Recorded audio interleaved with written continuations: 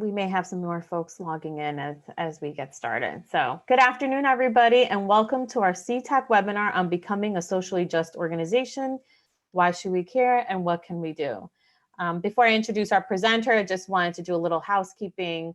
Everyone's currently muted. We're expecting a number of folks to join our webinar. So we'll ask you to just communicate via chat. Feel free to submit any questions or comments that you have. We'll attend to any that we can during the webinar, but we'll also have a Q&A period at the end. As you saw from our announcement, this is an hour-and-a-half webinar, so there's quite a bit that we want to do in this time with you, and so we'll be on between now and 2 o'clock. We are recording this, and we'll be posting the slides and the recording on the ctacny.org website, and we'll kind of chat that to you as well as a reminder, but the slides and the recording will be available in about 2 business days.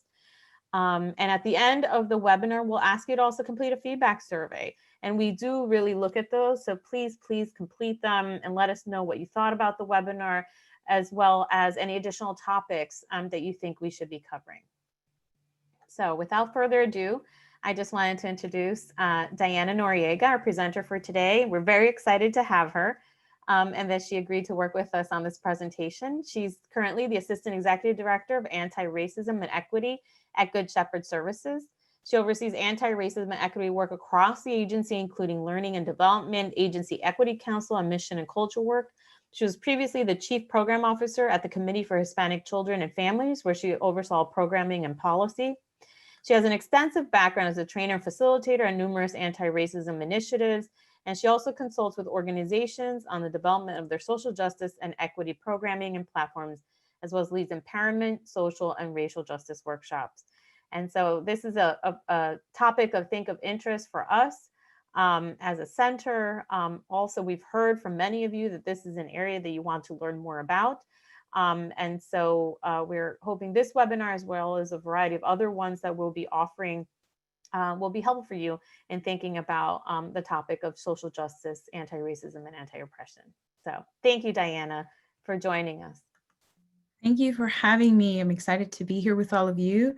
Hope we can get through a lot of content in an hour and a half, and always look forward to receiving questions throughout. So I want to open us up with a land acknowledgement. We honor the indigenous communities whose lands we occupy. We acknowledge the impact settler colonialism has had on their lives and communities.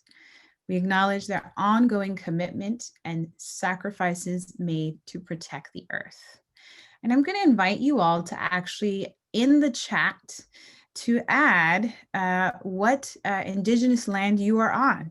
So if you can go visit that link in on the page, native-land.ca, to find out, in case you don't know what native land you are on, and add it and elevate it in the chat. We are also currently in Native American Heritage Month.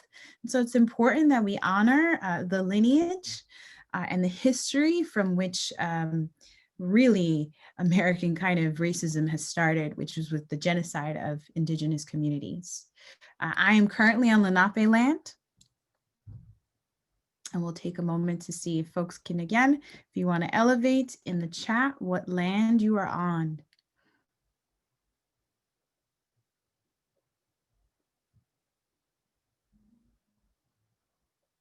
Okay, we have a couple, Oneida and Lenape. Mohegan land, Seneca, Canarsie. Thank you for sounding it out as well. Algonquin.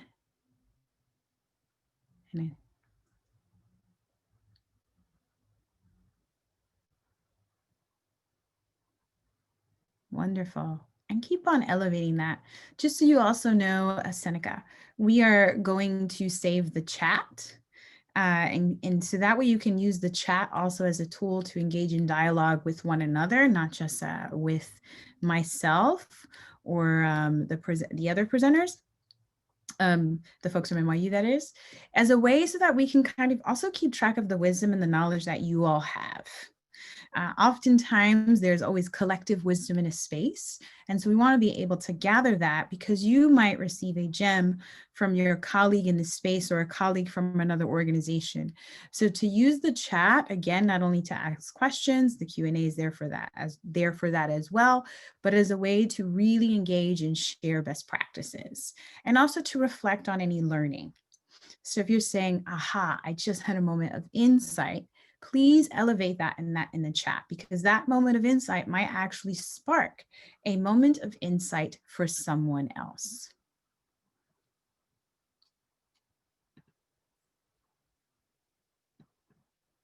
So again, feel free to continue to add to the chat if you haven't yet.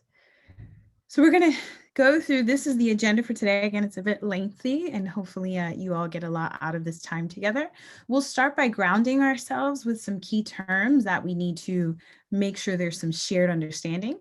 And then we'll go through some steps that you need to consider. The spark, vision, we'll talk a little bit about change and implementation management, because doing racial and social justice work across an organization is change management.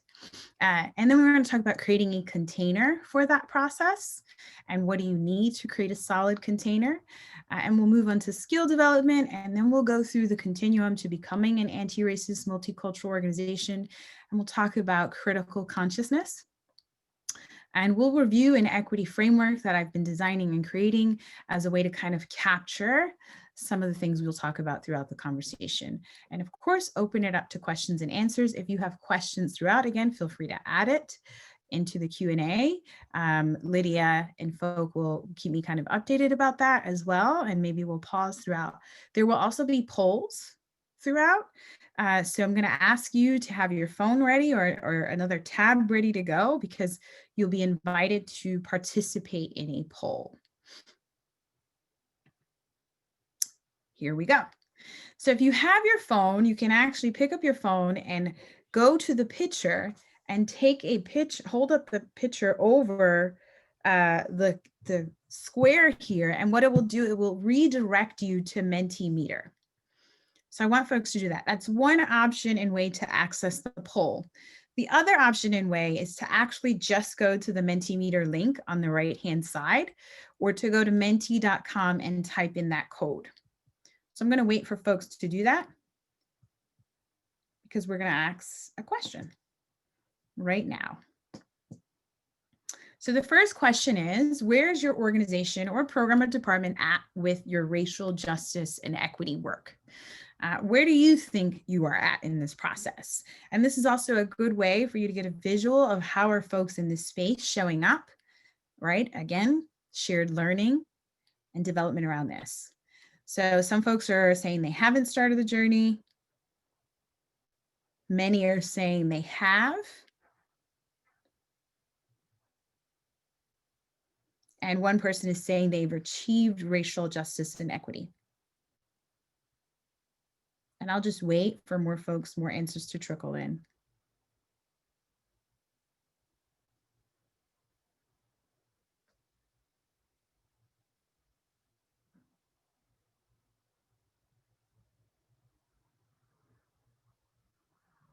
Okay, so about 80 people have responded so far.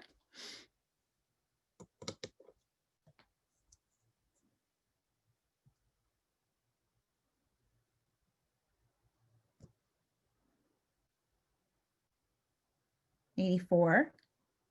So 15 people of the 84 people who've responded, you have not started the journey yet. 38 said we just started this work. And then 26 people are saying you're well into the process, but you still have a long way to go. And 6 people are saying we're well into the process and we feel close to the end. And 2 people are saying you have achieved it. I'm going to welcome the 2 folks who actually are offering this up into the space to, when we get to the point of talking about strategies, to share some of the strategies that you've done that you're saying have allowed you to achieve racial justice and equity. Okay. And that will stay up for a while until we move on to the next poll. So I'm going to ask folks again, if you have not responded yet, 93, there are 142 on, to please again visit the Mentimeter and to engage with it, because it helps also helps me understand who's in the room and what learning has already happened and how to pull on the expertise in the space. Let's ground ourselves in some key terms while folks are still doing that. Shared understanding and around language is one of the first critical steps in this work. So we'll start there. So social justice is a goal and a process that aims to eliminate inequities, abuses of power, and institutionalized oppression created by racism, classism, and, as we know, other intersecting oppressive systems of power. The real goal of social justice is liberation for all people. And I want to underscore this part: to live with dignity, self-determination, and equally and fully participate in society and democracy. It relies on inclusive and democratic participation in decision-making, diverse representation, recognition and celebration of people's diversity, and a fair and equitable distribution of ecologically sustainable resources. Race equity, and some folks call this racial justice as well. Race equity is also similar to social justice, a mindset and a process for solving problems that have endured for generations. That race equity can lead to racial justice, or some folks use the two terms interchangeably. Racial justice is the condition where one's racial identity has no influence on how they fare in society. It doesn't mean that we don't see race. What it means is that it doesn't have an impact on their involvement in society. And again, social and racial justice create a liberated society. This picture, I always like to share. A lot of folks are familiar with the kids on the baseball field, and they use that image very often to talk about equality and equity. I particularly don't use that image because it's still about folks being outside of the field and not necessarily in the field. And it also uses a sports metaphor exclusively. So this image, to me, for a very basic standard, kind of captures the difference between the two. Equality is about equally distributed resources, and this is a term we've heard a lot in this recent kind of political moment that we are in. Equity is actually about a fair distribution of resources that accounts for the historical marginalization, particularly of communities, and the impact of racism on certain communities in this country.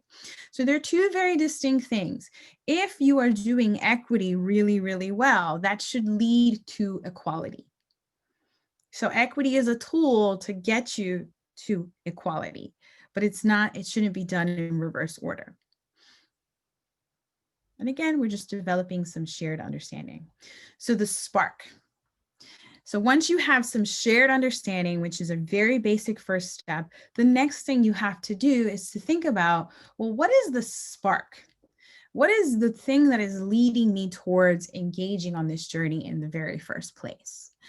For everyone, that can look really, really different.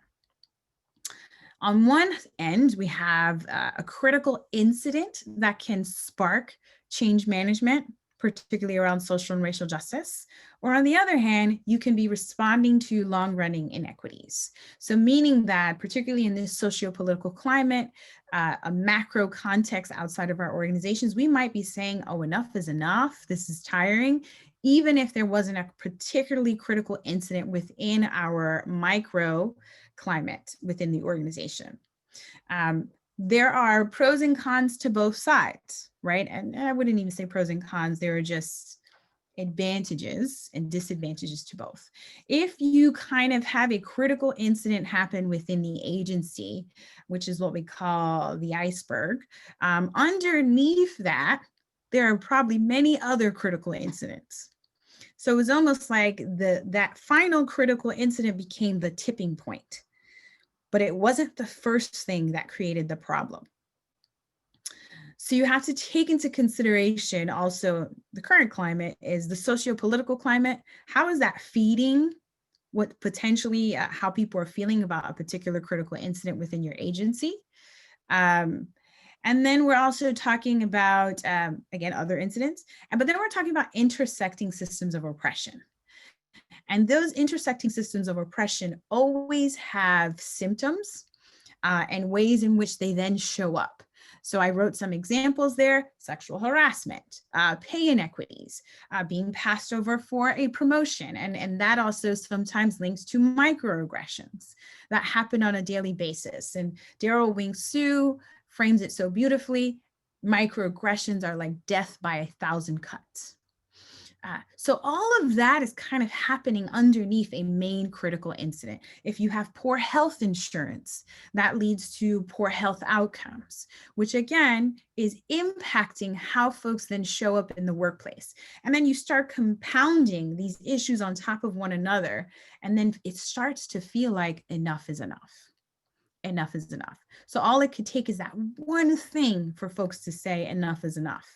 And folks who are on the privileged end don't often always understand that the reaction people of color in particular are having to that critical incident is coming with generations of harm. That reaction is not limited in scope and perspective. So that's kind of one way in which the spark can happen. The other way is, again, you're responding to ongoing systemic inequities. When you have a critical incident, while it might seem overwhelming and you might move into a space of crisis, crisis sometimes can lead to radical change. So what I would say the advantage in a critical incident is we can really start to examine and unpack our system in ways that we never imagined we would have. And that can accelerate the rate of change. When you're responding to long-running inequities, while you might not, right, have had a critical incident, folks might be more invested, you might move slower. You might move a little slower because you might not fully understand what's at stake. What's the problem underneath? I think we are seeing this in this particular moment, if we're mirroring kind of the larger macro context. This past year has been a compounded trauma on top of trauma, including racial injustice, COVID-19, the economic crisis. All of these things are compounded. And then the isolation that has been created essentially has created a major kind of set of traumas that have led to folks saying enough is enough. Enough is enough. And this has been, in this particular moment in history, the largest movement we have seen.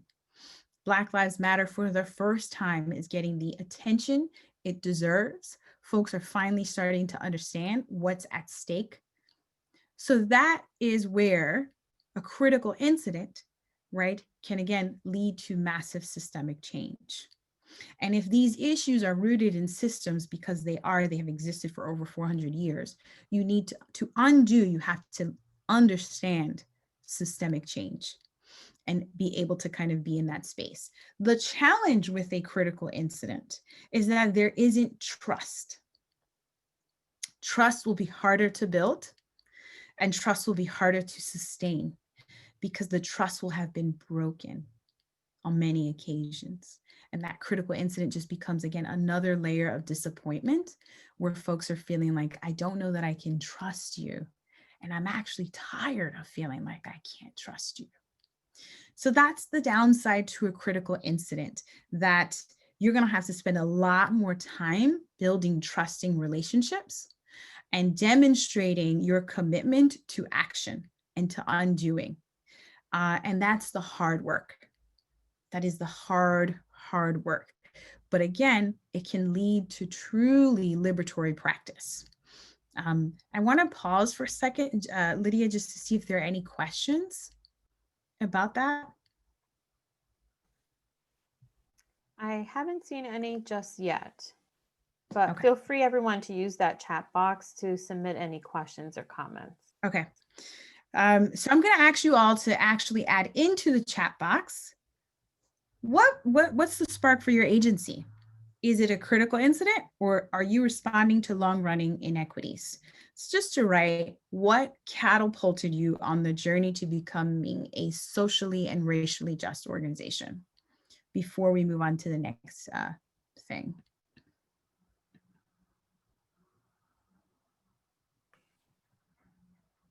So we have a few coming in, specifically around long running inequities.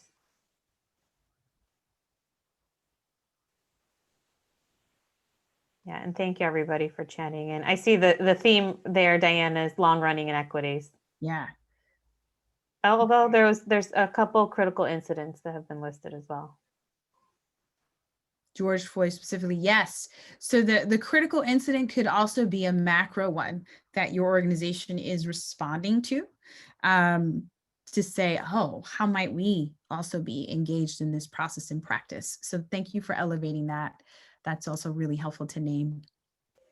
And we have one that also said a critical incident that led them to realize that they also need to look at these long running inequities, right? Yes. Connecting the dots. And that's essentially what you're trying to do, is to undo and unpack systemic racism and oppression. All right, thank you for that. So I want to ask you, there's a poll. We're going to move on to the next. If you all can go to your Mentimeter and just talk about what is your personal why? And just write it in. What is your personal why? Not the organizational's why, your personal why. Why are you invested in this conversation and in this work? And if folks want to respond, again, it's menti.com, code 8422566, or hopefully you still have it open. It's also, the link is also in your chat box if that's easier. And what I'm going to do is I will stop sharing this screen so you all can see what people are writing for your personal why. So I don't think we see that yet. Are you going to pull that up? Yeah. Okay. Yes. But continue if folks can continue to add to it. I see people are adding.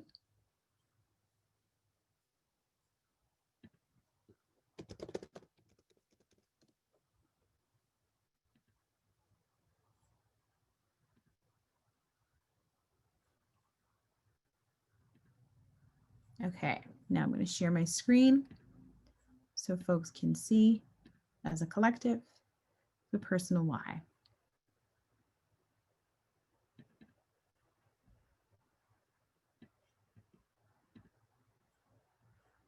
Longstanding inequities, a better, more inclusive future. I want to be a better human being, justice and love.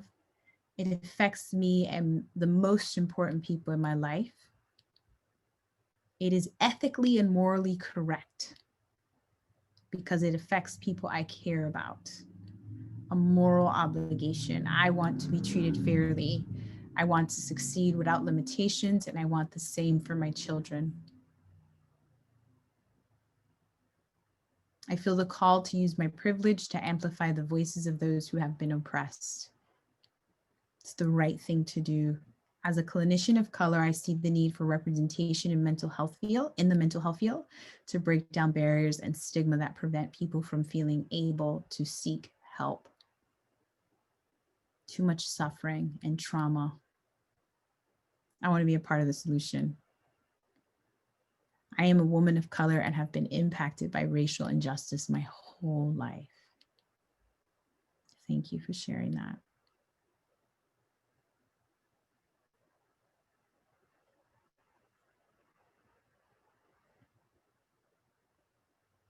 And I'm just going to scroll through so you all can also just read it and see it. And again, if you're on your phone, just feel free to also scroll through.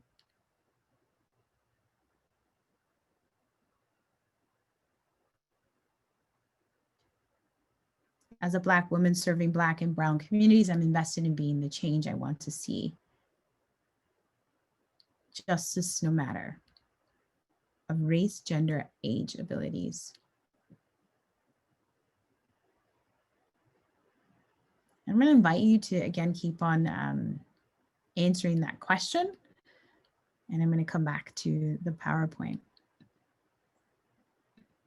Your personal why is equally important and valuable. You can't do this work without tapping in and connecting to the personal why.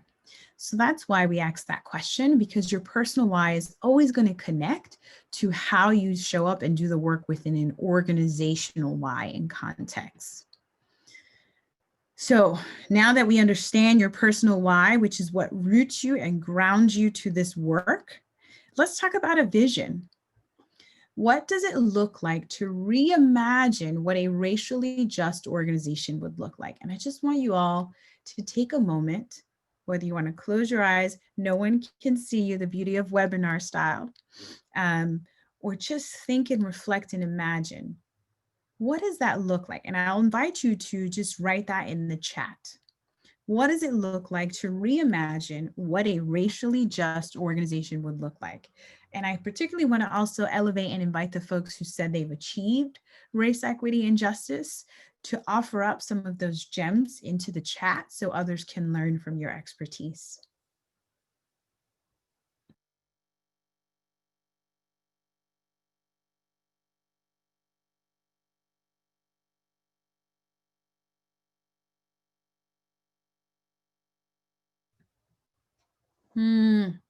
Beloved community.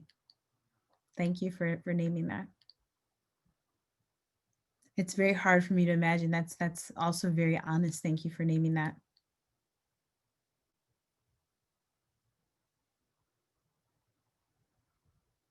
Seeing minorities represented in administrative jobs.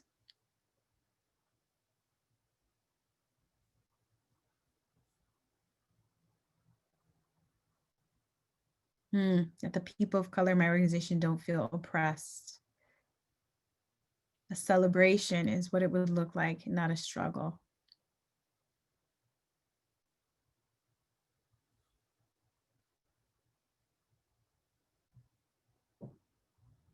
Culturally sensitive, trauma-informed, multidisciplinary. A feeling of equity.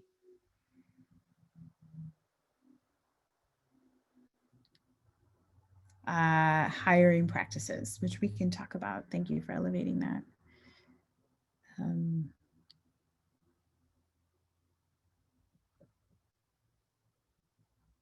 Okay. Keep on elevating it again, because what you're doing is we're cultivating and gathering the collective genius in the space. And there's always wisdom in a room, always and always wisdom in a room and in a space. So I want you to now tell me what your vision is in 3 words or less. So the next Mentimeter, 3 words or less. What is your personal vision for racial justice? And the Mentimeter poll is up. So if folks want to go, the next question, it is ready to go. What is your vision for racial justice in 3 words or less? And I'll stop sharing this screen so we can share that screen.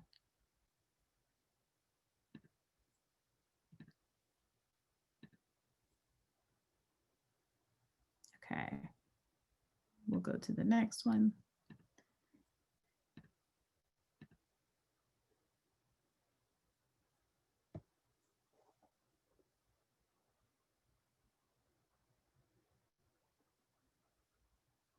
Loving acceptance. I belong here. Equity-based decisions. Empowering all voices. Being able to exhale. Empathy, peace, and kindness. Open communication. Honest support and accepting.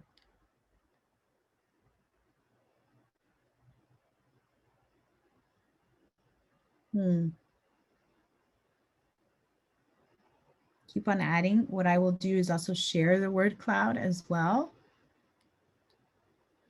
so you can have access to what you all shared. We can post some of these on our website when we post the slides and the recording. Yes, you can absolutely share it. Okay. And you will all see that it will continue to kind of move and change as you add more words. It's the great thing about the word cloud. So let's talk about change management. You always want to start with making a compelling case for the why. Staff will be resistant to change if they don't understand the vision and the why. And so the reason I started off by asking you, tell me about what is your personal why, is because that's where you want to start. You all are very familiar with motivation, right? And how to do motivational interviewing. It's the same concept for racial and social justice work.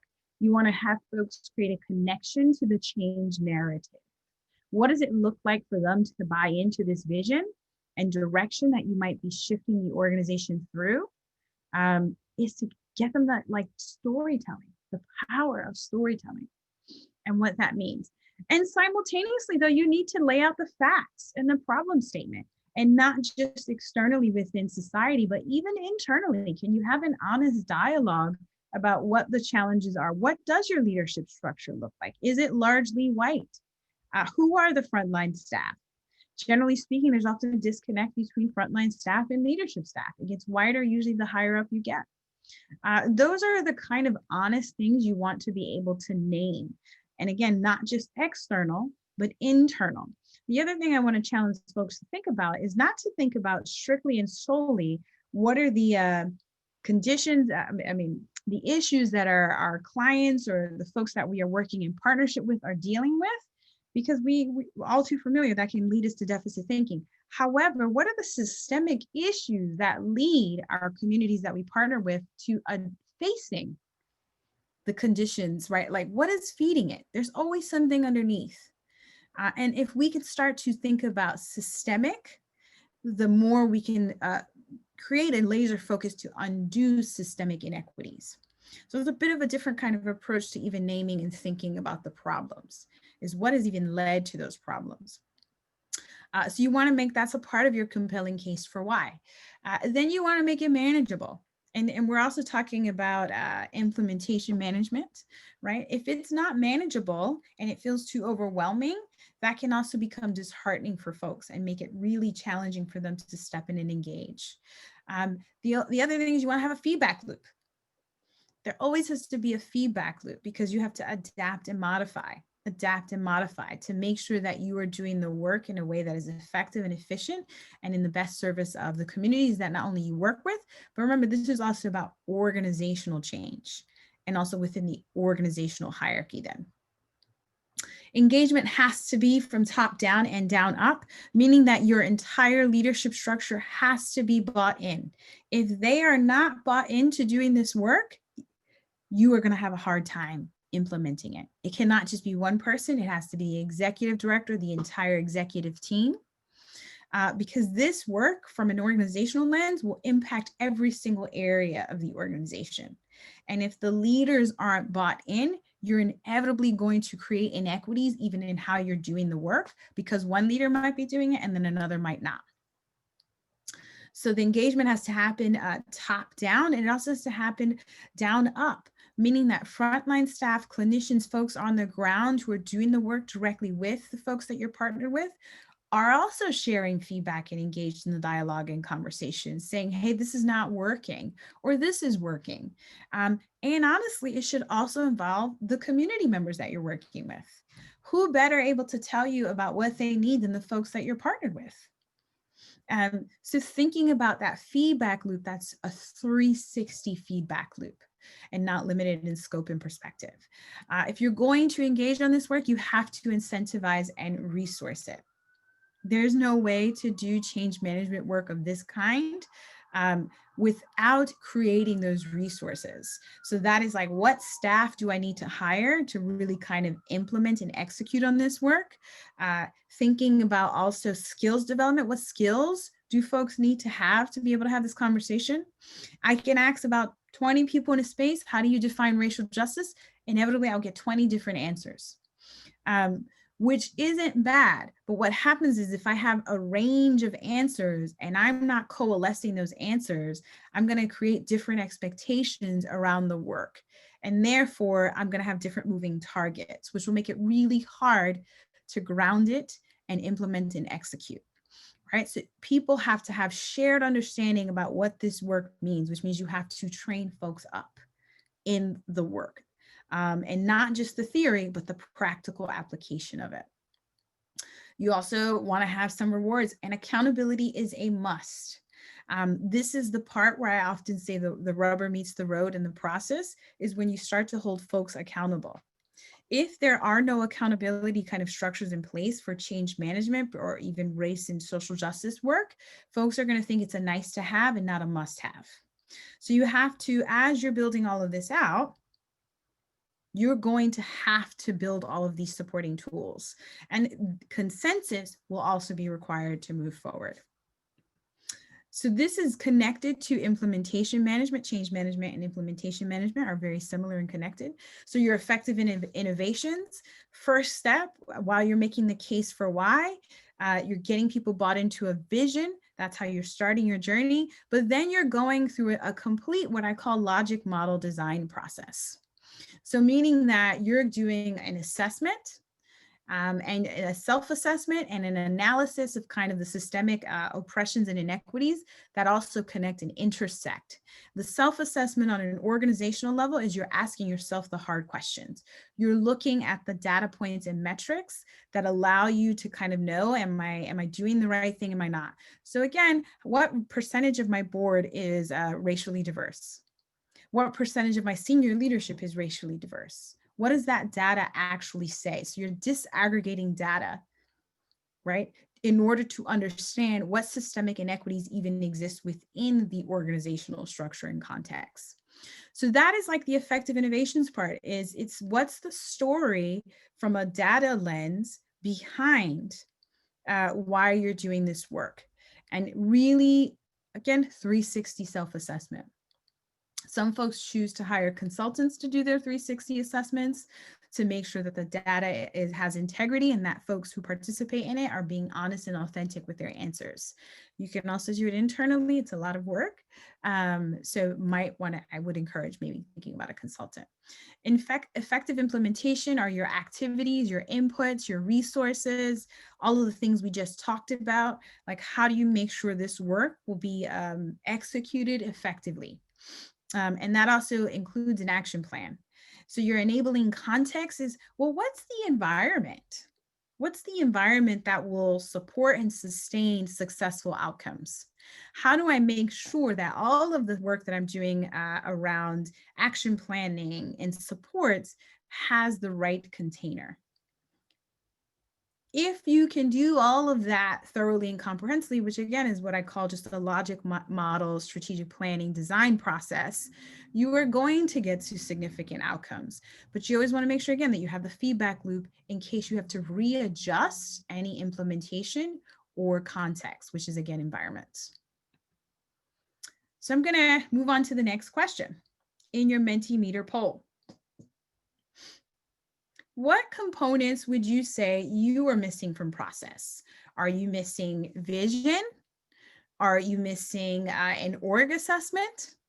Are you missing consensus building strategies and supports? Are you missing resources, which could be financial resources? That could also be staffing resources. That can look like many things.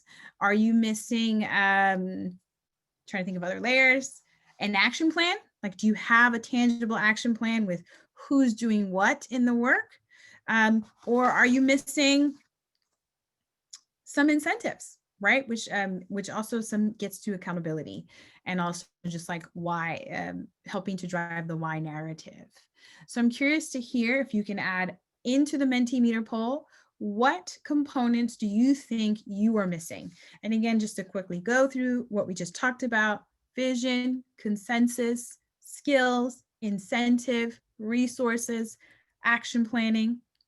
What do you think you are missing? Okay, and then I'll stop sharing the screen so we can share the Mentimeter screen as well, so folks can see that. And while you do that, Diana, there's a couple folks kind of chatting in too. So missing resources and organizational assessment. Executive leadership are engaging the process, but not board leadership yet. A focus on sort of COVID-19, so not really focusing on this movement necessarily. So kind of tied with other topics. Okay. Thank you for elevating that. And what's interesting about the COVID-19 thing is this is actually a time where we see racial injustice elevated, and it is actually the perfect time to kind of figure out how do these worlds intersect. Yeah, representation, consensus, missing leadership investment, that's a big one. And I want you all to just take a moment, right, to internalize what this means to you and to your organization, and to also see what other folks are also saying that they don't have. And it's not a judgment call, it's rather a moment of honest reflection to say, oh, this is what we're going to have to do if we really want to execute on this.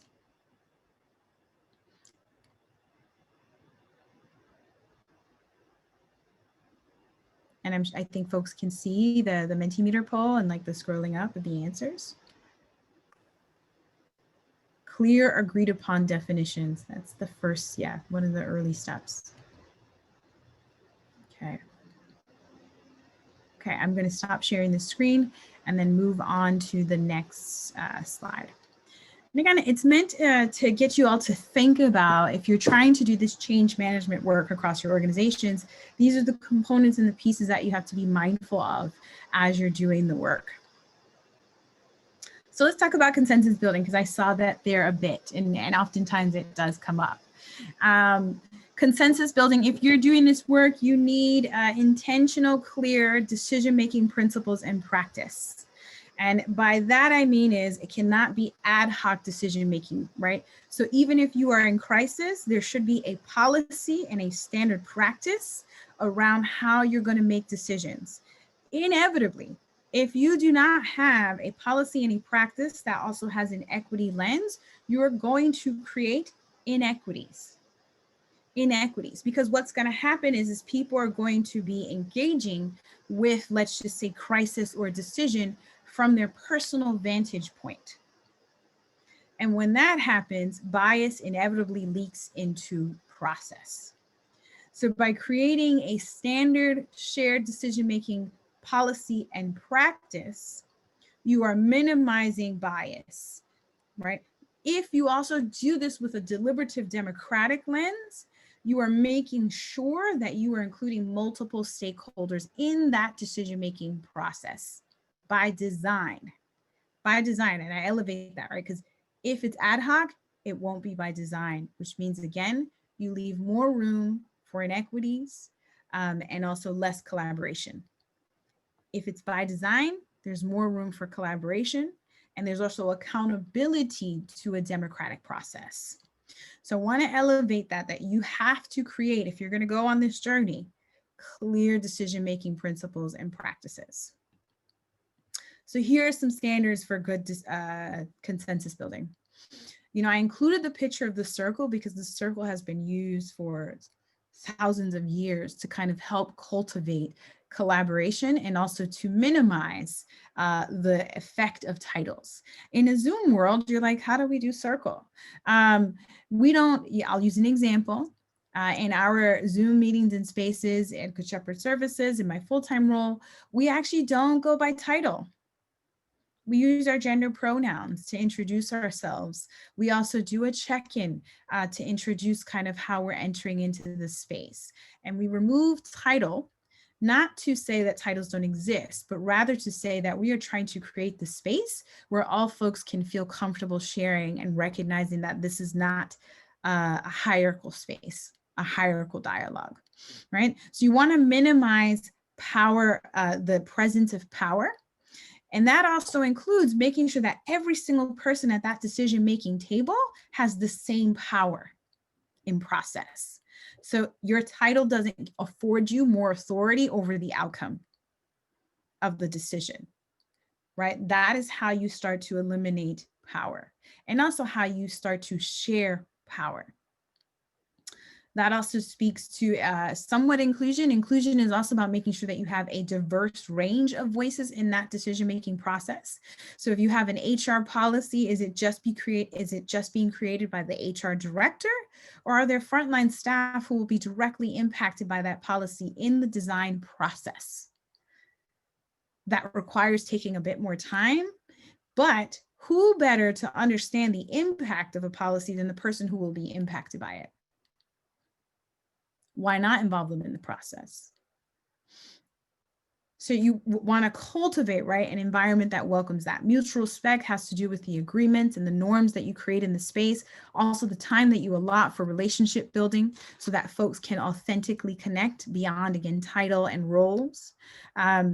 Equal communicative freedom. And by that, there's someone managing kind of the space to make sure that people are stepping up and stepping back, but that no one person has more ability to speak over the other.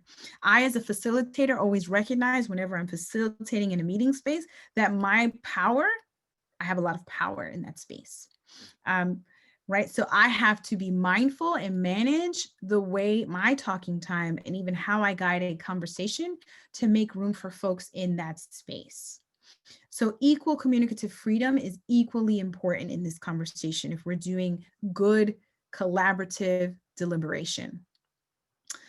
You want to aim for consensus building, but you also don't want to avoid conflict.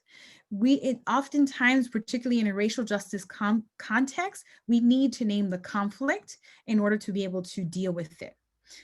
For years, folks have been doing DEI, diversity, equity, and inclusion work, and it has not eliminated racial injustices. So now there has been more of a deliberate intention in naming anti-racism and racial justice, because that gets at the problem and at the core, that this system has not shifted anything for Black folks for centuries, right? So we have to name that intentionally to be able to say, how do we put our focus and attention on undoing that? Diversity, equity, and inclusion did not do it. It's not enough, right? So clarifying context, naming conflict is equally valuable and important, right? So you want to align the personal values with the values of the collective. So meaning that my individual values should not supersede the values of the collective. And that was something that's understood very much so outside of Western cultures and contexts, is that the collective is important. There has to be accountability to the folks if this is an elected, represented body. So meaning, let's just say you're creating a committee to create some policy across the agency. You ask folks to nominate folks. One of the things that might help is actually just asking folks to self-nominate themselves into the process, and sharing all of the details of what that commitment would look like in advance of, so they can self-select in a way that is supportive to themselves. Meaning that when you leave out information in a process, that's actually power hoarding. How can anyone make an informed decision about how to show up and participate if they don't have the full context and all the information? So you always want transparency. You want to be super transparent about everything, even the hard things, right? Because if you're not, again, you're not giving people the right information to make an informed decision about whether to participate or even how to think about that policy. I hope that makes sense. So that's another big piece to change management work as a foundational concept, is you have to create decision-making principles, and how are you then going to practice those principles?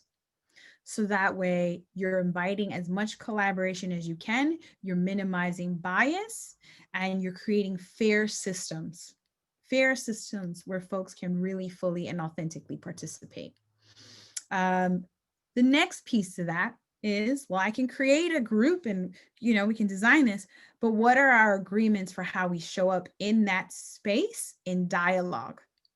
And how do we create agreements with a racial justice lens? I will tell you, a decision-making principle without community norms and agreements will also experience lots of strife and struggle. So you want to establish a shared container. And I'm going to actually venture off to say the more that container can be for the whole agency, the better, because that's also developing shared understanding and language. And if you don't have shared understanding and language, remember, you can recreate inequities. And also it's really hard to then do accountability. right? People, I'm sure you all have heard of safe space. A lot of folks use that term very often in doing this work. I'm actually going to encourage you to lean away from safe space. It's not that a space shouldn't be safe. You're always aiming for psychological, emotional, and physical safety. That is the trauma-informed principle. The reality is that if you are a person of color, no space is ever fully safe. And that is because we are functioning in a white supremacist construct. And by white supremacy, let me name very clearly what I mean by that. I don't mean neo-Nazi. I don't mean the extremist groups. I mean literally the normalizing of whiteness.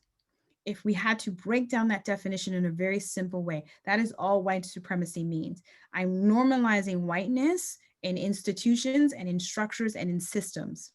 And so therefore, any person who does not fit into that norm probably is going to not experience the growth and progression within organizations that they could. And this is particularly the case for people of color. Because we could have a whole separate conversation about racial identity development. But the point that I'm trying to bring here is that people of color have to assimilate into the white construct in order to survive it. And that always means that survival always creates a layer of fear or of like, oh, I don't know if I want to fully step into that because that might challenge my survival in this context. And we can even think about it historically, what has happened even in Jim Crow, right? In his nation's history, if you were a Black man who challenged a white woman, or not even, you didn't even have to challenge her, or the presumption was that you were challenging her, you were arrested or lynched. And I say that not to be crass, but I say that to say that safety is not fully capturing the needs for communities of color. So recognizing that people of color do not always feel safe in any space because they recognize that their survival in this construct requires assimilation and negotiation. So we want to lean into brave space. Brave space allows us to still create a container, right, for emotional, psychological well-being, but it is also about folks being comfortable in the discomfort to grow. And growth often happens at the edge of your comfort zone in your stretch zone. And so the more we can recognize that, right, the more we can create room for change. And that's why I said we're talking about co-creating agreements with a racial justice lens and not just a lens of safety. It's a bit of a different kind of perspective to the way agreements can be created. So now I'm going to share with you some agreements, because that might be helpful to contextualize it. Be present mentally, physically, emotionally, and spiritually in the space or the conversation. Allow the mind, heart, and body to be present with yourself in relationship or in community. Presence allows for the discomfort to arise. It also allows for authenticity to kind of happen. So you always want to be true to who you are, even the uncomfortable parts, because it's not until we name the hard truths that we can actually move through them. And if we can't move through them, we're not going to be able to do the work in the ways that we need to. Inner work, a lot of this work is about doing your own work. I cannot stress that one enough. It's holding up the mirror to self. Push beyond your growing edge, right? Lean into your stretch zone. Think about what your stretch zone is for you. Whether you are a person of color or a white person, everyone has a stretch zone. Everyone has a stretch zone. And the purpose of this work is to constantly expand your comfort zone, is to get more and more comfortable with what's in your stretch zone. And when you do that, you're better able to kind of show up and be more authentic and present. Challenge by choice, learning or participation is always by invitation, so someone can choose to step up or step back, even from their own self-reflection. Decolonize your mind. This one particularly comes from Pro Inspire's call to action. We've made it an agreement in the work that I do as a consultant and also in the work that I do at Good Shepherds. Because again, this is about naming the hard truth that white supremacy culture norms are real and that it is practiced by people of all races. Accept responsibility. This one is so important. Accept responsibility for your learning, your personal care, your well-being, your process, and the harm that you create in a space to a person or in a community. Don't minimize the harm by getting defensive. Really learn how to disarm your ego, particularly if you are from a privileged identity. So I will tell you, there's a really great talk on YouTube by Robin DiAngelo around white fragility. I encourage you all to watch it. It's about 20 minutes long. One of the things she says in this video, she's reflecting on what a person of color said to her in this space. And she said, well, what would, liberation or freedom look like? He said, it would be, and I'm paraphrasing, it would be revolutionary if I could tell white people about the ways in which they create harm in a space. Revolutionary. And if they could just receive it and fix it. That speaks to how much, again, people of color are coalescing around fragility. Is to say, I don't even know that I can tell you this because I don't know how you're going to respond to this. And then that means I don't know if my job is in jeopardy.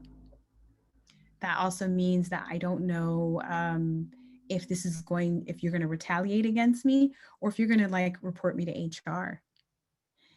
So accepting responsibility is such an important one with the racial justice context. I really want you to all sit with this and really think about, right? What of these resonates for you personally? Which one do you want to do your own work around? And which one do you want to invite into your agency? In the chat, I'm going to invite you to elevate the one you want to personally work on.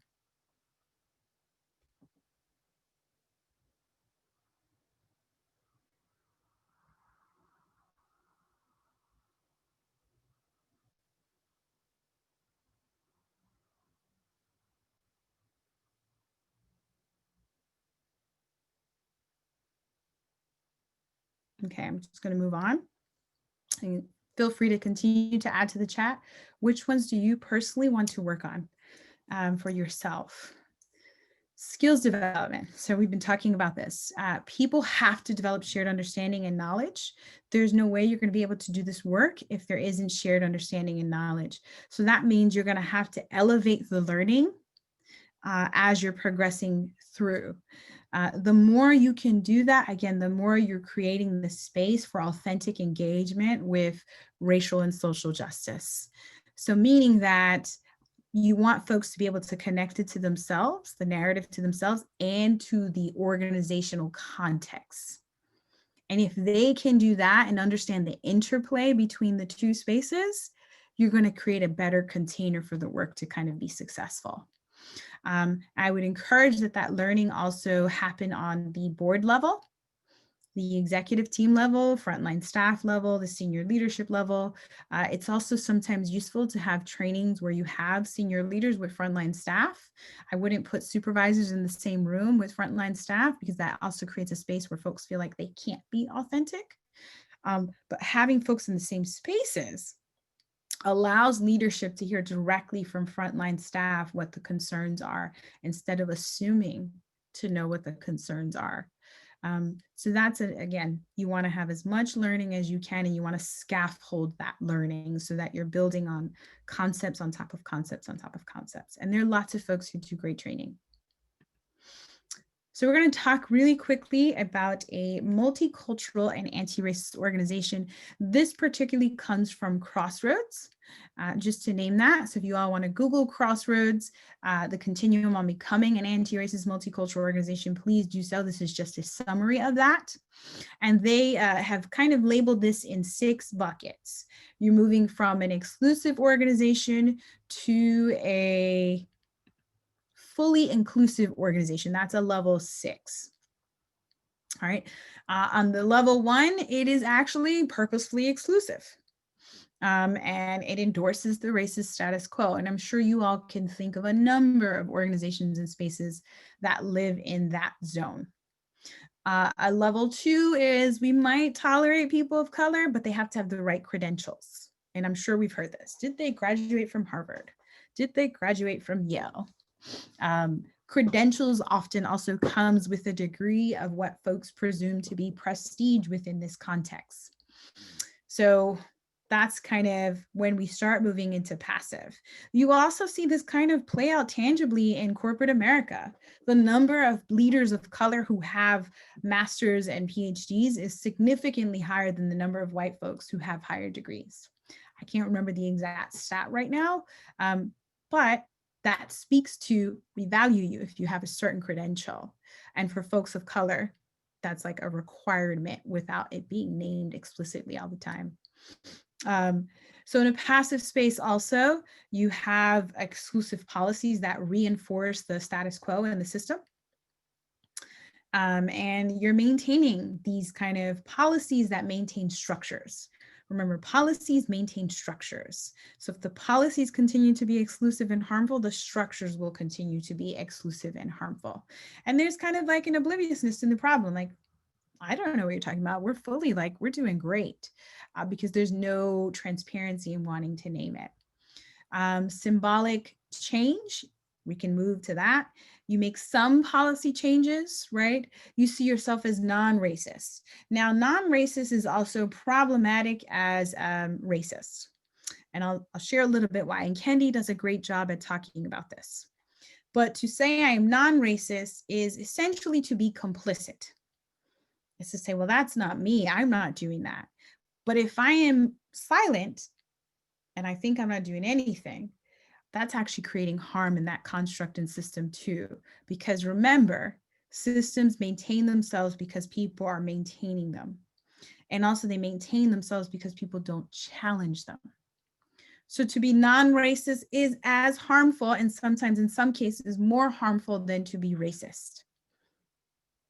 So you want to move to becoming anti-racist, which is about intentionally committing to undoing racism and naming it and undoing it, naming it and undoing it. So that's, so non-racist people think, oh, well, I'm not feeding it.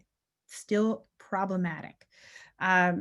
You do some inclusive works. You might celebrate some theme months in a symbolic change for inclusive for this in that space, but it's not significant. You don't change decision-making. Remember, if your decision-making policies and principles don't change, you're maintaining the power status quo. Talk a little bit more about that in a couple of minutes. You invite more POC voices, but you're inviting the people of color who don't make waves. People of color who call the truth out oftentimes don't make it to the top of an organizational structure because people see them as challenging and resistant. Not necessarily the case, right? It's not true at all. There's no value system over how folks of color show up in a space, but that's when, until other folks place a value on it and say, yeah, let's invite the person who's not going to challenge us into the conversation in space because that feels safer. Which connects to, right, like a lack of awareness of privilege and control, because that's a control thing. If I can get someone who's going to say yes, who's not going to say anything, that's still me trying to control the narrative. Paternalism, which has to do with the lack of clarity around decision-making. Again, if we're not changing decision-making policies, then we're probably going to step into a paternalistic space. So identity change, we're now moving into understanding some systemic racism that often comes with learning. We understand that racism is a barrier. We sponsor some training and development. There is now consciousness around institutionalized white power and privilege. That is a big deal. If folks can get to that space, you will start to break the door open for structural and inclusive, like fully inclusive change. We're moving to the fifth one. You commit intentionally to restructuring the organization, but you're using an anti-racist analysis and lens. That's a big deal. So it does the restructuring work I'm about to do have that lens. And if I can't say that, am I really doing this work? I will tell you, sometimes I step into organizational spaces and I'm like, I don't understand that structure. How did you get there? Well, so-and-so got promoted because they were really liked. And so then they got to take on more work, even if it didn't connect with their workflow. But sometimes that person might be a great manager, which is usually often associated with task, but they might not be great at leading people. They might not have a race equity lens. So they could be creating harm. And then another person might not get that promotion because they didn't have those contacts, that social capital, that connection. So it gets really tricky. So you want to do any restructuring though with a very intentional anti-racist lens. That again, make sure that you're including people of color in decision-making processes connected to that, as well as their lifestyles and worldviews. So how I like to put it is, are you centering the most vulnerable or those who have been the most historically marginalized by this system in the decision-making process? And there's a way to invite that even through questions. It's now seen as a value add, an asset, right? You're committed to dismantling racism, you're building relationships, and you're combining all of this with other social oppression and inequities. And that gets us into an intersectional conversation, which could be a whole other webinar, so I won't go down that rabbit hole. But to name the value of intersectionality in this work. We move to a level 6 when we have overcome systemic racism as an institution. And we've done the hard work of really flattening the hierarchy, doing more collaborative decision-making. We have diverse leadership representation on the top. Everyone understands how decisions are made. Everyone understands how they can participate in those decisions, right? Our policies and practices, from hiring all the way to promotions, all the way to layoff, have fully inclusive and equitable lenses. And the community, you've done, to me, also a level 6 is you've done the racial healing work. That needs to happen. You repair harm. There's an invitation and a deep understanding of the language of the work. So that's a level 6. I would love to know now, where do you all feel you are at? So I'm going to invite you to go to your Mentimeter. The Mentimeter poll again really quickly, and tell us, what level is your organization at? Are you exclusive, passive, symbolic, identity change, structural, fully inclusive? And let me stop. Diane, I'll just point out some folks are kind of chatting that in as you were talking. Oh, yeah. And there's a number of folks that wrote 3, I think, and 1, I think so far said 5 or 6. Nice. I really want to hear about this 5 or 6. See what you all have done, because I think there's probably some collective wisdom you could share with the space. So if you can elevate what makes that a 5 or a 6 into the chat, what practices you've implemented, that would be, I'm sure, helpful for your colleagues in the room.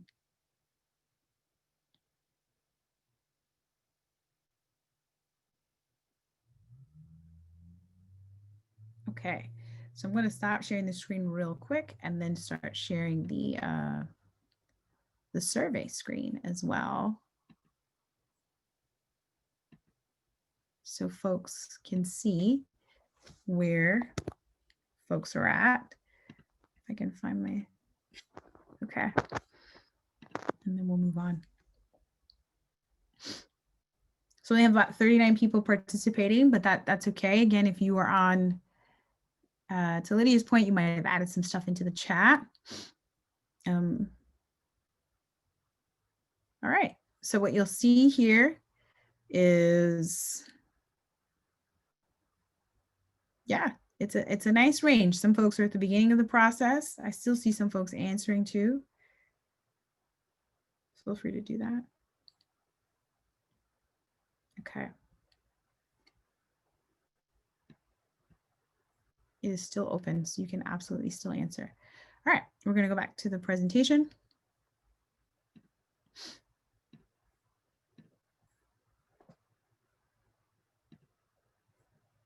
Okay. And again, feel free to continue to answer and share, because we will share I will share the results with NYU, so you all can have it if you want to look at what folks are saying and sharing. Definitely think you should rely on the folks who've made it to a level 5 and what they can offer up into the space. So if we had to kind of pull this all together, this is from ProInspire again, their Awake to Woke to Work report in particular, and they call this the race equity levers. These are all the folks who you need to kind of be pulling a lever with to move this work forward. And so I've kind of put it into two buckets. Groups who this work has to focus on, communities we partner with.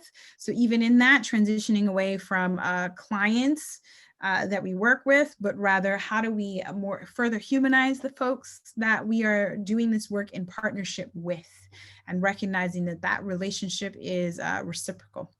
Executive leadership, senior leaders, managers, frontline staff, your board of directors absolutely has to be deeply involved and invested in this work. Your vendors and your contractors, are you asking and requiring that they submit racial justice statements? What does their health insurance policy look like for their staff that you are working with?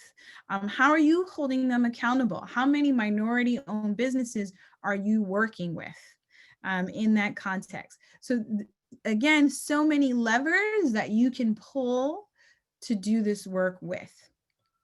And then how are you supporting your colleagues, right? So even to the point of some folks saying that they're at a level 5. How do you kind of go to your colleagues and create a community of practice to have the dialogue that you need to have to move the work forward and to learn from one another? And you're going to embed it into your learning, leadership development, your culture, your human resources, your program policies and practices. And you're always using data to ensure the integrity. Data has to be disaggregated at all times because you need to understand the patterns and the trends. What happens often is we disaggregate data and then we do nothing with it. So we'll understand the trends and the patterns, but then we won't focus on how do we use that data to really change and upend the system. So you have to move from disaggregating it and understanding it to how do I use that to change a system? And then how do I then also hold folks accountable for shifting the data outcomes, particularly if I do start to see some patterns and trends. And that accountability can go all the way up to our funders. Right? If you're saying to your funders, here's what we're noticing, here's what we're doing, but here's what we're missing because we heard from folks on the ground, then let your funders know, because advocacy is equally valuable and important.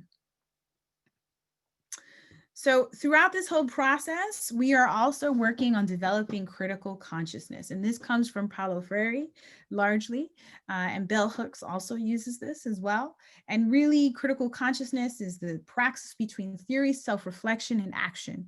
A lot of times we can live in the theoretical space and zone, but it's equally valuable and important to self-reflect on what you are learning and experiencing. And then to say, how do I adjust and put it into practice, into action?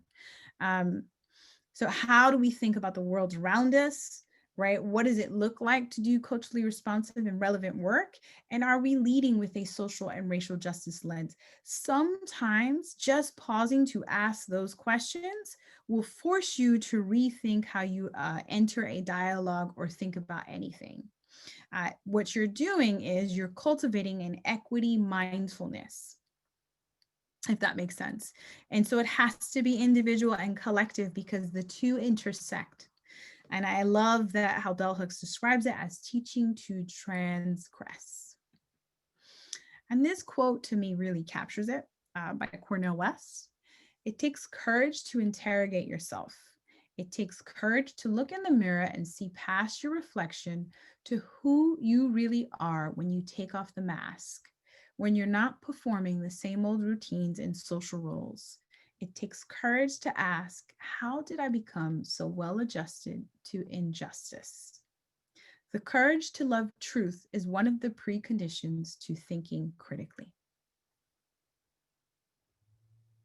Cornel West. This slide particularly comes from Race Forward, and they call this process of critical consciousness, you can introduce choice point questions, which are decision-making opportunities that influence outcomes, right? And so the more you can introduce questions to pause, process, and reflect, the more you're creating the space to minimize bias and to minimize harmful outcomes.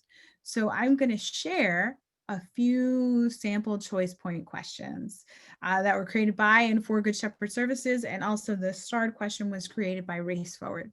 Who's the most vulnerable population that will be impacted by this decision? Does this decision center those voices and experiences? How does this benefit white people?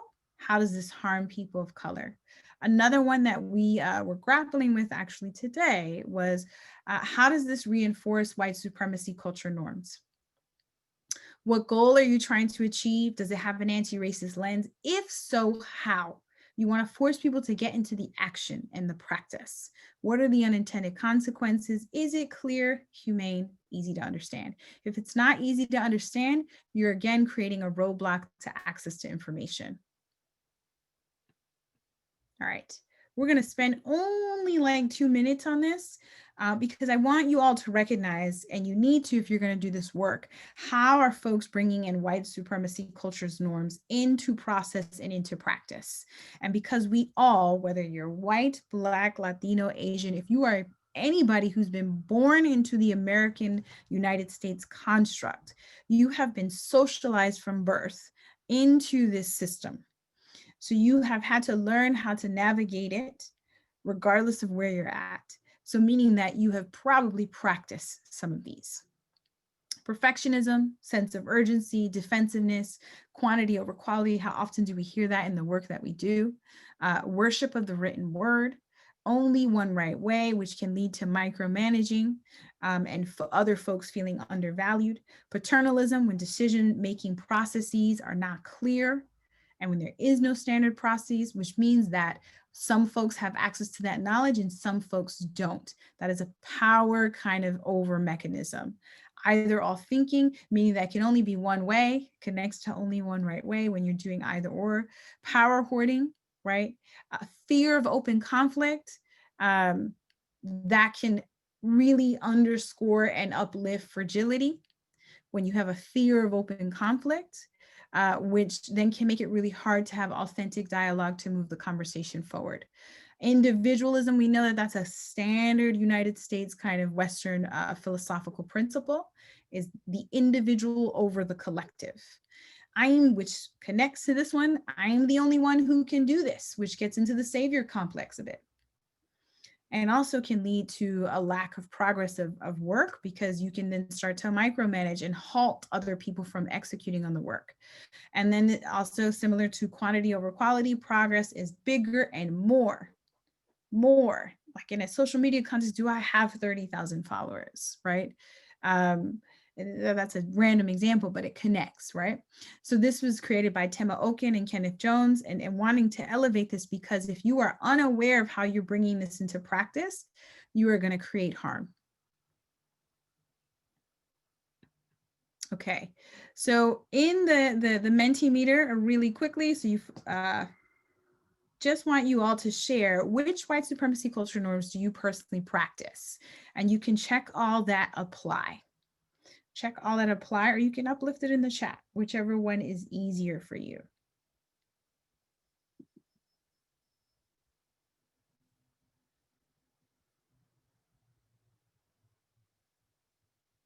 I see some folks. And this activity is actually a very interesting one to do in a group. So I would recommend that you think about doing this with your leadership or your program or your department area, because it's very telling. I've run it now quite a few times. And what's fascinating is that level of awareness allows the group to understand how are they collectively creating harm. What is some shared kind of work that has to be done in the collective space? So it can be very, very useful as a practice to take back to your agency. An activity, that is. All right, we're not going to share the screen for this one because we're low on time, and I want to give you all time to ask questions. But I will tell you, perfectionism is winning. Perfectionism is 27 people who feel like they practice that. And the next one that aligns with that, that's right, is fear of open conflict. And you can see this if you have your app open, you can see folks filling it out as they go. And then sense of urgency. Sense of urgency. Sense of urgency minimizes the space and the opportunity to do collaborative decision-making. And it also then gives the power to one person or two people. It minimizes who actually has power over. And if you're doing social and racial justice work, you are moving from a power over construct to a power with and a power within construct. Whenever you're doing anything that creates power over, you're already replicating harm. So thank you for that honesty. I'm going to keep that one up in case folks still want to respond to it. So quickly, I want to introduce you to a framework that I've been working on and created for Good Shepherd Services. And also have been using it in consulting spaces as well. If we are moving towards liberation, healing, and justice throughout the entire continuum, we are cultivating self-awareness and cultural humility. And by that, moving away from the language of cultural competency, because cultural competency assumes I can become an expert in your culture, which is not the case. I'm barely an expert in my own. And it's about cultivating a constant practice of self-reflection and awareness. And how do I then give people the room to tell me what they need and me not project? We need to do that all throughout this process. And the 4 buckets is access, opportunities and resources, inclusion and integration. Access to information is equally valuable. Folks in leadership positions on this call, anytime you are not sharing the full access to information, you are creating a power hoarding situation and block of information. You become gatekeepers, which is what the People's Institute talks about, right? Anyone who has access to information is a gatekeeper. Anyone who has access to power, and by hierarchy or otherwise, is a gatekeeper. So how are you making sure that the information is bi-directional and is transparent and seamlessly flowing? You also want to create physically accessible spaces. If we were to even dive deeper into this, resources is also important. You can have the resource, but if staff can't access the resource, or even participants in the communities that you work with, then how good is the resource? I've heard many times in many different spaces, staff say, that's a great resource. 1, I didn't know we had it. And then 2, my boss never talked to me about it. And then sometimes 3, my boss won't allow me to go. So access is a critical kind of component of equity work. The next bucket is opportunities and resources. So are we providing high quality resources and not what we think we want? Responsive means that we're responding to the community's needs and that it's relevant to what they need and want. And that community could be the communities we partner with. That community could also be our staff. That community could also be ourselves. In order to cultivate and sustain all of this work as an opportunity and a resource, you need high quality learning and development opportunities. The more staff have the capabilities to do this, the better able they are to support the communities that they work with. This also includes compensation, benefits, and rewards. Do you have pay equity issues? What do your benefits look like? What do your rewards look like? And if I were to transition into the inclusion bucket, everyone generally lives in the diverse representation space, but there's also transformative culture building, which gets into repairing harm created among staff, and then racial healing and truth practices. And how are we sharing power? That's all in inclusion. Integration, we're looking at equitable hiring practices and policies. You're looking at equitable practices across the board, but human resources become a crux for a lot of this work, that who you retain and who you attract. And how do those people grow within an organizational context? Succession planning is a key equity principle that needs to be happening on day 1. Do you create knowledge management systems that allow for the fluid kind of flow of information? And also, are you training up staff the minute they walk in for the next thing? And that means also putting myself out of a job. So anyone who reports to me should be learning what I know, so that way I'm not making myself a permanent fixture within a space. External advocacy. I should not only be doing this work internally and dismantling racism within my structure. If I'm doing this work really, really well, I'm also trying to dismantle systemic systems that are creating the roadblocks in the first place across. So we're doing advocating for legislation changes, policy changes across the board.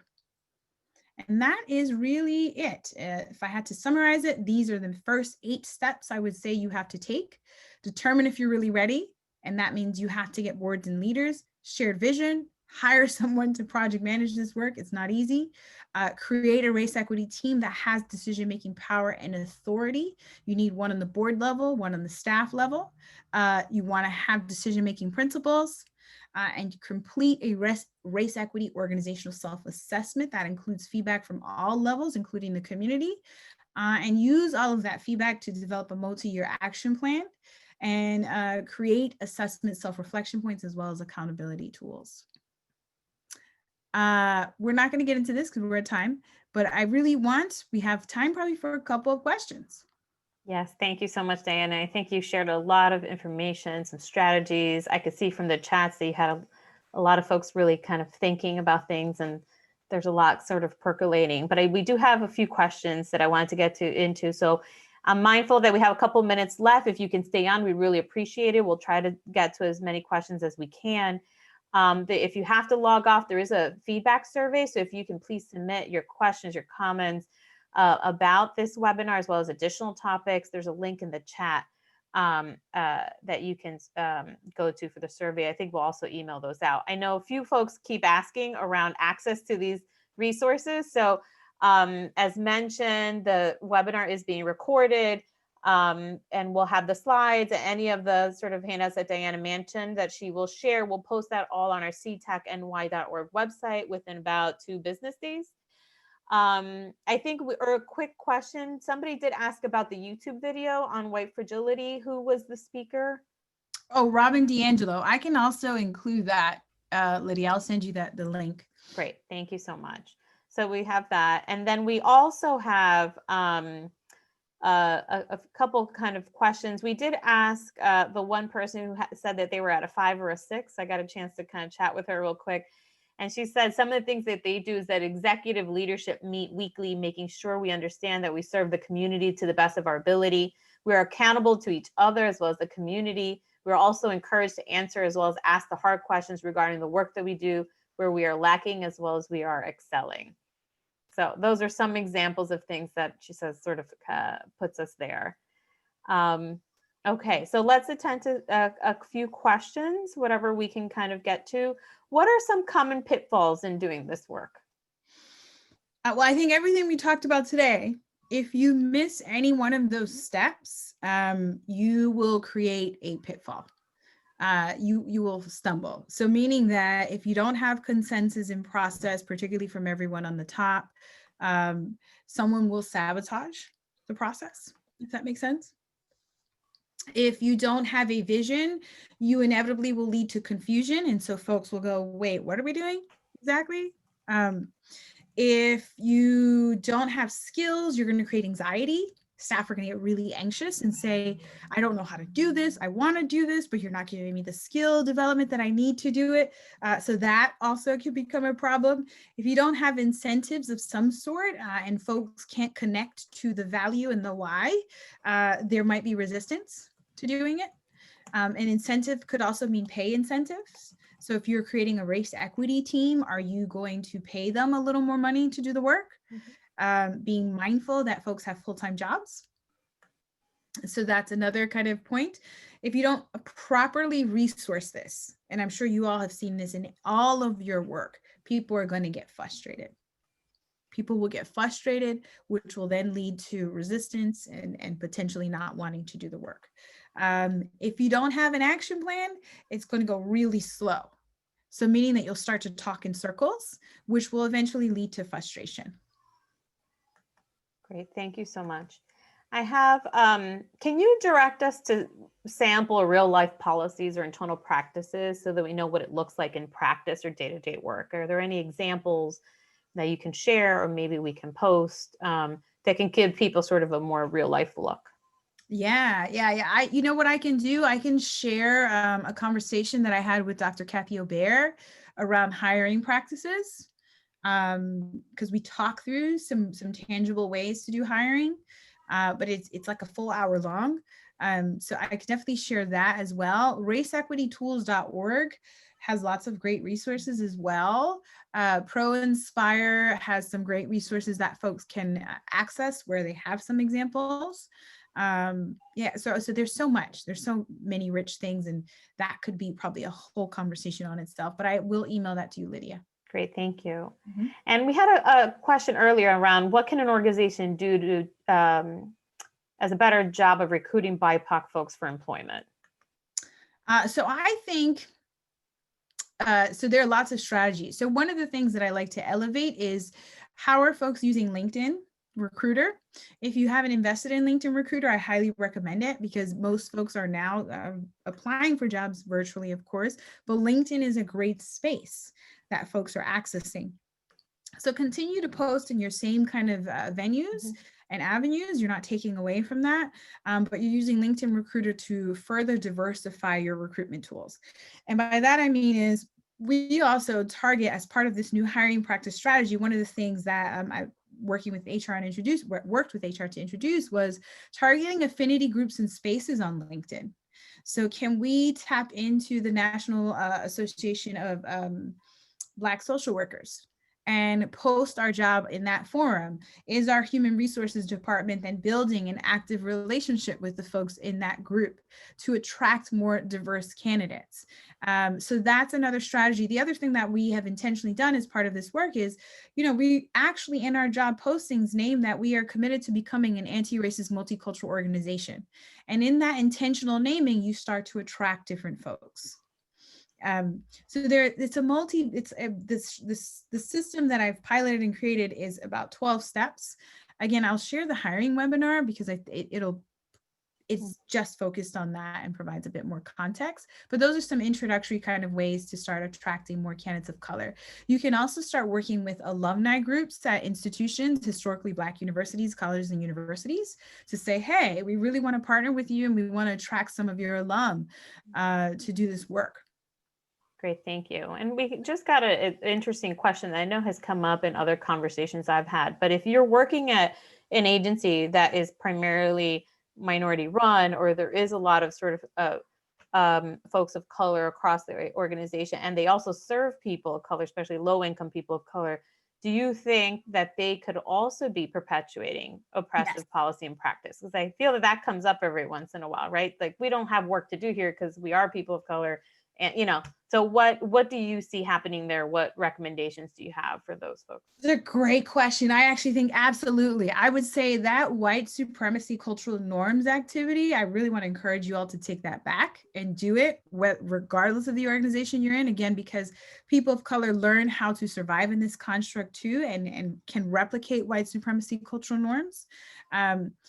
The other way I would say and encourage folks to look at it is to lean more into the intersectional than analysis. So how do you fold in class? How do you fold in gender? How do you create inclusive spaces that go beyond, right, just a racial analysis? And really, Kimberly Crenshaw kind of set the stage for this. She also has a great 10-minute, I want to encourage folks to watch her TED Talk on intersectionality, because oftentimes, even in minority kind of, because the last organization I worked for was a POC-led organization. And I've been in many POC spaces in the coalition work that I've done, and gender issues still come up. The power over construct is really hard to undo. And that's regardless of the context and the space that you are in. Does that make sense? And so the more you can start to fold in that intersectional analysis and lens, the more you can start to think about, how am I replicating a power over construct? How am I hoarding power, even in a POC space, right? What are my decision-making policies and practices? Do I involve frontline staff? Do I involve the communities that we partner with in those processes? So there's so many ways. And I'll use another example. Even in policy language, one of the projects that I'll be working on with HR in the near future is, how do we transition away from gender binary kind of pronouns in policies? How do we move to they, them, and their, right? So that'll be kind of again, minor but major. Because once you start to expand the horizons for inclusion, the more you're telling people you're welcomed here. So those are some strategies I would recommend. Great, thank you. So I'm just mindful of the time. I do have some folks asking for your contact information, which Yes. we just chatted your email. We'll make sure that's included in any of the resources when we post them. If you don't mind clicking to the next slide so we can kind of wrap up.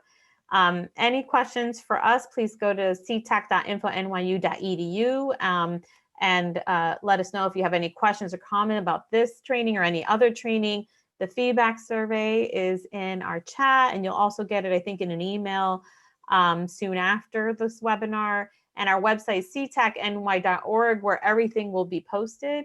I know a few of you also had questions around how do you go about getting a consultant, and what are some things we can do, or what are some recommendations? I'm assuming Diana can probably recommend a number of folks that could be helpful in the space, having worked with many of them through the years. If you can Yes, go to I know that. quite a bunch of people, so even if I can't do it, I can refer out. Thank you so much, Diana. If you can go to the last slide, I just wanted to highlight for folks that are still on that we do have another webinar related. This is more for direct practice kind of work. So how anti-oppressive practice can impact our work. So that's really more for the direct service providers, the supervisors. So I encourage you to log on and register for that one, either from our website or check your email announcements. And then we also have another webinar later in the month around positive youth development to consider. But we hope to continue covering this topic, both at an organizational level as well as a practice level through the next few months. And depending on your feedback, on your questions, if you can let us know what you'd like to hear about more, we can definitely work on ensuring that we provide that for you in a variety of ways. So without further ado, I just wanted to take a moment to be so grateful and thankful and appreciative of Diana Noriega for being an amazing presenter who shared quite a bit of information for us to really kind of think and consider. And the resources will be shared on our website. So thank you all for joining and for participating. It was a wonderful chat, very interactive webinar, and I appreciate for all those who stayed on the extra couple of minutes to wrap up. So thank you again, Diana, and thank you everybody for participating, and have a great rest of the day. Bye, everyone.